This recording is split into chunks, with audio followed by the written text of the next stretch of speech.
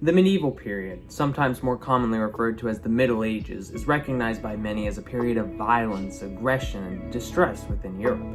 Many college professors and historians will tell you that humanity took a backstep in reference to cultural growth and advancements, as well as the idea that this depravity of development was due to the ruthlessness of the Christian Crusaders, as well as their conquest across Europe. Even though these statements hold some truth, they don't communicate the whole story. Humanity didn't take a full backstep in their growth, as there were some significant developments that shaped our world today.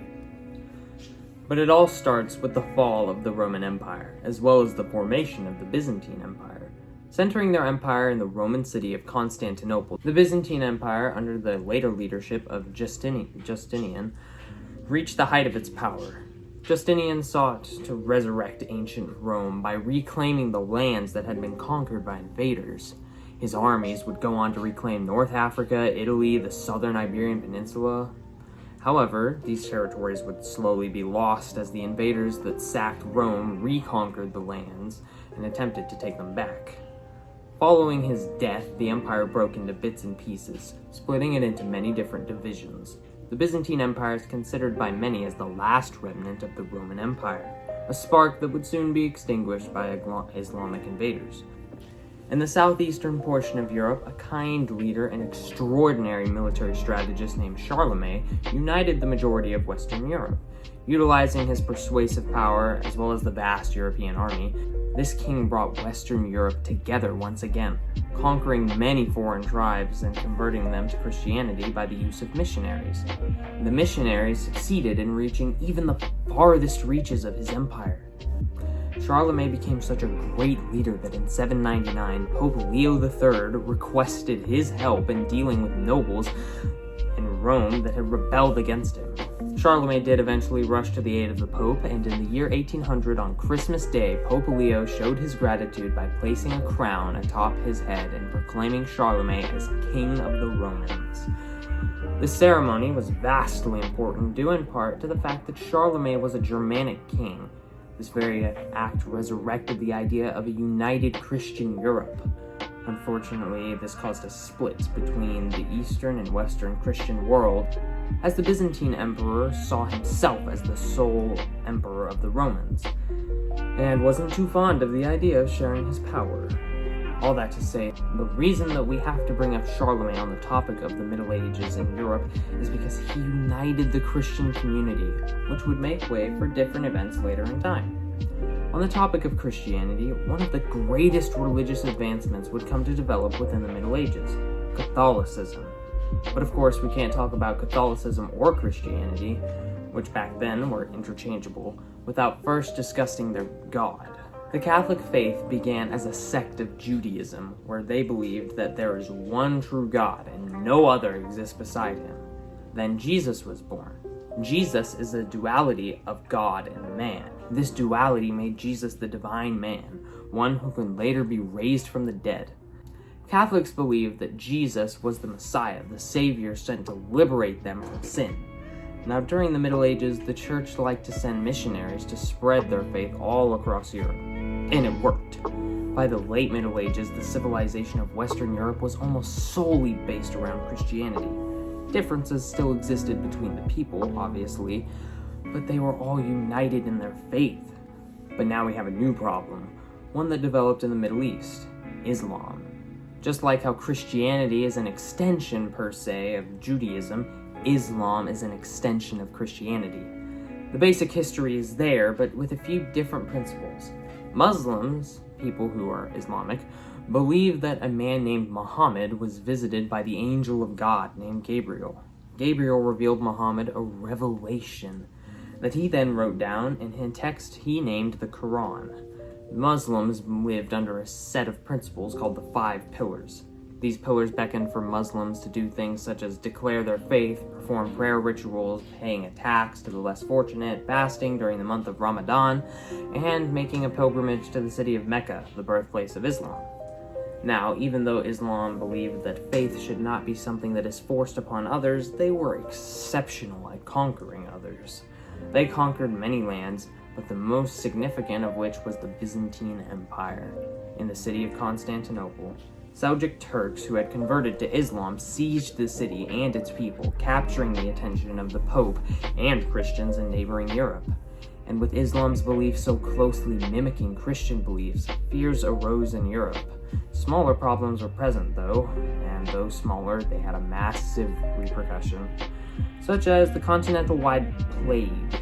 The bubonic plague, or the Black Plague, swept across Europe, devastating European society. The plague originated in Asia, but worked its way into Europe through fleas that hitched rides on rats, that hitched rides on trade ships, and then dismounted at European harbors. Coastal cities were struck first, however, it quickly spread throughout the entirety of Europe.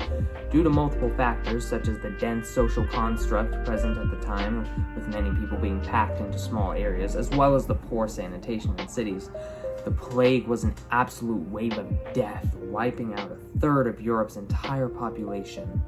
The plague eventually died off due to combined factors of quarantine, changes in rat and flea populations, and the fact that a massive portion of the population was killed.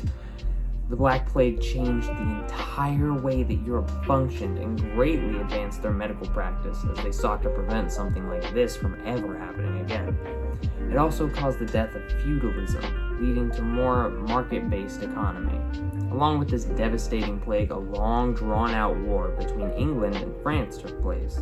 This war became known as the 100 Years' War. The 100 Years' War was fought over territorial disputes between England and France, as the then King of England captured the French ruler John II. John agreed to sign over expensive French territory. However, after his death, John's predecessor refused to honor the treaties.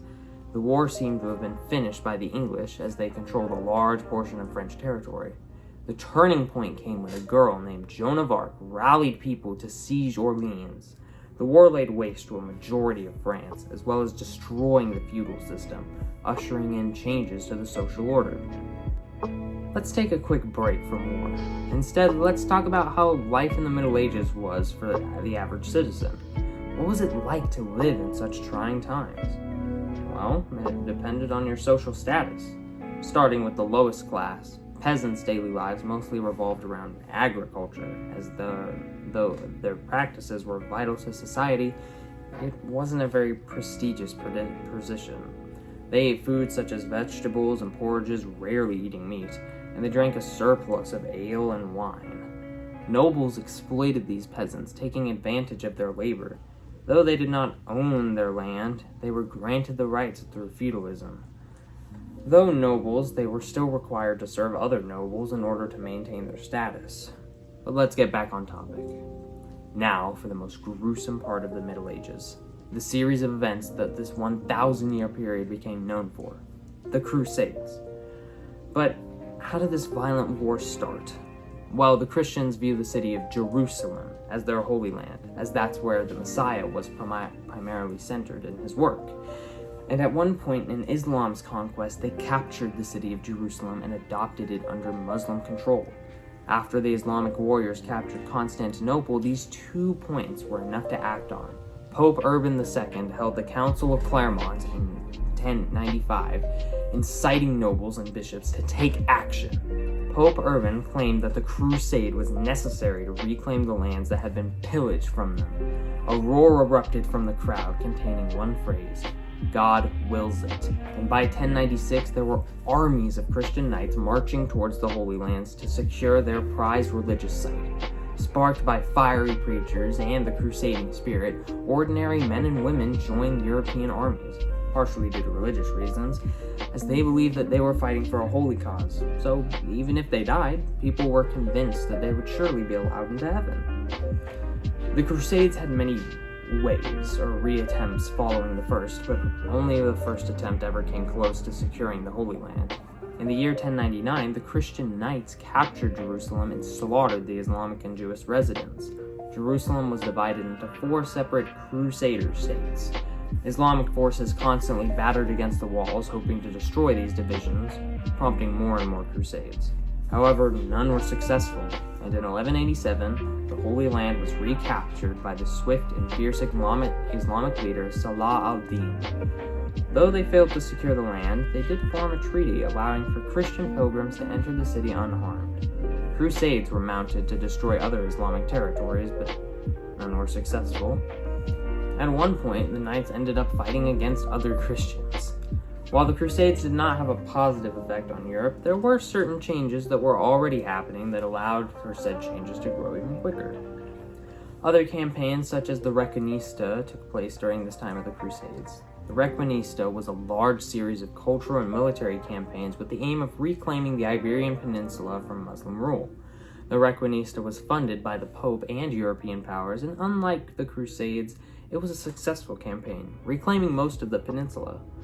But in the grand scheme of things, it was a small victory. Now, Europe drastically changed during the Middle Ages, obviously, but what specifically? Well, for one, there was the entire governmental system. As we know, the Middle Ages was a time of war, tragedy, and invasion, and during these times, lords, kings, and emperors became too weak to sustain power throughout their government.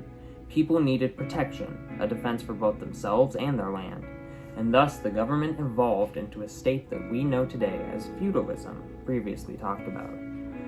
Common in early dynasties of China, feudalism is a system in which influential local lords split their land holdings among lesser lords or vassals to govern their land. In turn, their subordinate lords pledged loyalty to the greater lord. In the High Middle Ages, from about 1000 to 1300, the political system slowly began to shift. Feudal monarchs began acting as royals, exerting their authority over nobles under their jurisdiction and the church. Some of these feudal monarchs actually succeeded in their efforts, creating a framework for an effective nation-states, some of which are pretty popular today, like Britain and France. In order for monarchs to sustain power, they had to do a majority of things, one of which was crushing their opposition in rival courts in order to exert royal authority. In order to maintain a source of steady income, monarchs set up bureaucracies that were in charge of justice and taxation. Utilizing these resources, these monarchs could construct a strong, fortified army of soldiers, rather than relying on the citizen soldiers offered up by their vassals. With these factors, these monarchs created a successful, centralized government, allowing them to keep their kingdoms united. One of these kingdoms developed into what we know as England. However, it wasn't always as stable as it is now. Conflicts raged throughout England, as an oppressive, cruel, and deceitful King John lorded over them.